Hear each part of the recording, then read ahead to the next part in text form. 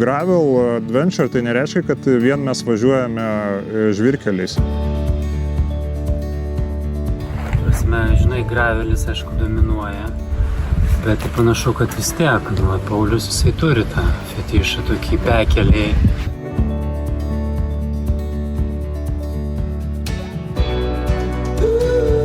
Aš mėgėjas esu gamtos, tai gamta labai faina atsiveria. Tai, faina. Trasa tai labai faina iš tikrųjų.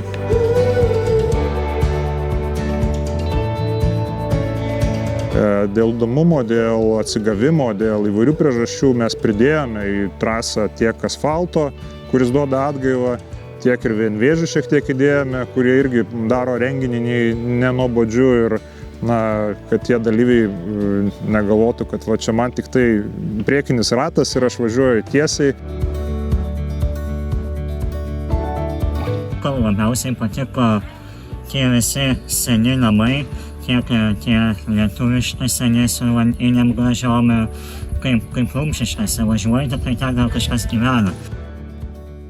I think on a race like this, it's a bit easier than like a normal road race where you're just, focusing on the road and nothing changes. Here there's, the scenery changes all the time. You're going fast on asphalt and then suddenly, oops, you're in the middle of the meadow and...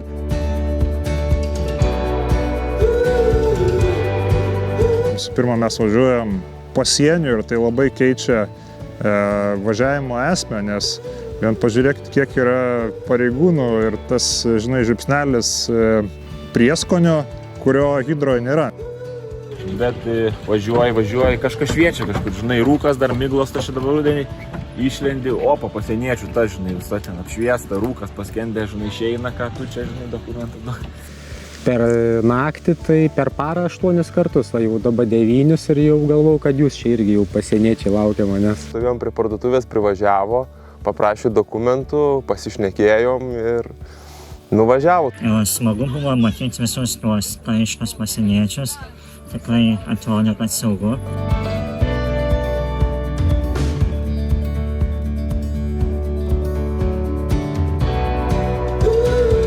Ne tiek dangų, bet taip pat ir skirtingų Lietuvos kraštų miksas, kur tu pamatai ir pietus su savo grybais ir uogom, ir pamatai ir Vilniaus kraštą, kuris yra visiškai kitoks, tu pamatai Aukštaitiją, kuri yra retėjanti, ir tu pamatai Pajūrį, kuris yra atgaiva širdžiai ir mes ten visi važiuojame pailsėti. Tai aš manau, kad ir Border Epic dalyviai savotiškai tose dalyse tiek ir pailsės ir praturties kultūriškai, pavadinkime.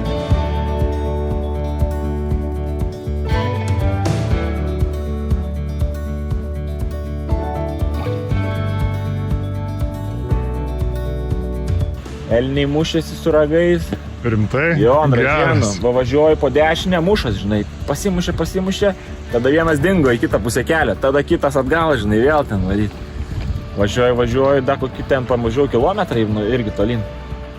Briedį, irgi, palei pat, Tai iš pradžių barsukas prarapojo palei ratus, paskui iš vienos pusės stirna ir už kelių sekundžių briedis šoko per kelią, nusileido į mano pusę.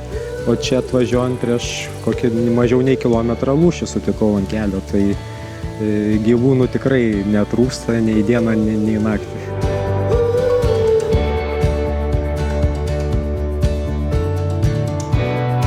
Tos bazės visos ten, Ignalinos elektrinė, ten stulpus kaip tik keičia, kranų pilna, per kabeliai, suprantant, žemės. Sako, galiu važiuoti, sakau, tai važiuok, sako, įtampa yra, tai yra, bet sako, su gumagi, sako, padangas, sako, netrenks. Parduotuvės duoda motivacijas, tai kažko skanaus truputį užsiperki, gėrimo kokio šalto, ledų. Buvo toksai įdomi kombinacija, kefyras, ledai ir alus, tai ir duona. Tai nežinau, kol kas jėgų atrodo atsirado. Buvo momentų, kai biški kojos jau susikinėja, bet magnę pavartojau, tai viskas sakai buvo. Visą laiką vežuosi skystą magnį, bet čia pamiršau. Tai reikia magnio tabletės gerti.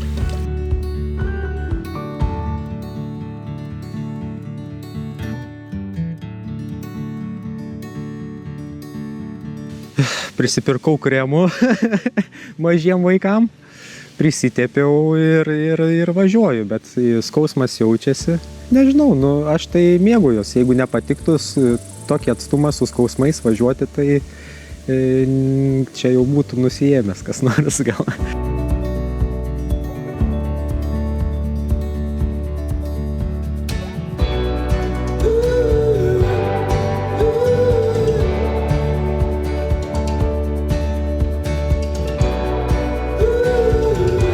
Bet vis dar yra svarbus komfortas. Tai jeigu dalyvis naudoja teisingą dviratį, pasidaro jį komfortišką, susireguliuoja pagal save, tai jisai tikrai daug išloš važiuodamas čia border epike. Think carefully what you need to bring. Don't bring too much stuff, but make sure you have everything you need, as in be prepared for rain.